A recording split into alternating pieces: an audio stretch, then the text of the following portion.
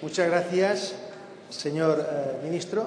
Tenga en cuenta, señor Montoro, que ustedes han sido el gobierno en democracia, de esta democracia, que más presión fiscal han ejercido, que más incrementos de impuestos han materializado. Han subido el IRPF, han subido el IVA, han subido el impuesto de sociedades, han subido los impuestos especiales.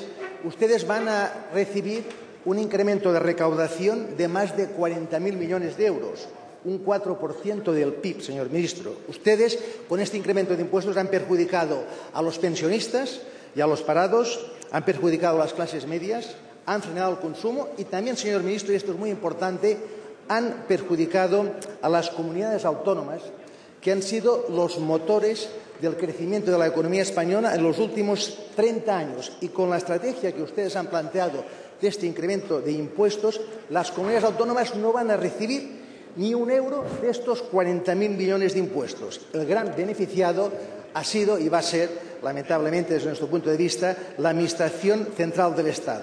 Por esto nosotros les pedimos también un cambio radical de actitud en esta cuestión, que dejen participar a las comunidades autónomas en estos incrementos de ingresos. Piense usted, señor ministro, que con este incremento de ingresos la Generalitat de Cataluña percibiría un incremento de 8.000 millones de euros de más.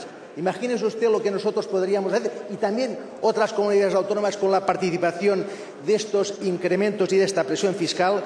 Dejen que también sean las comunidades autónomas que vuelvan a ser los motores del crecimiento de la economía española. Clarifique, señor ministro, cuál va a ser su estrategia para salir de la crisis, cuál va a ser su estrategia para entrar en la senda del crecimiento y también, señor ministro, clarifiquen si se han acabado los incrementos de impuestos y, tal como prometieron, ustedes van a entrar en la senda de la sostenibilidad fiscal que va a permitir una reducción de impuestos. Muchísimas gracias, señor ministro.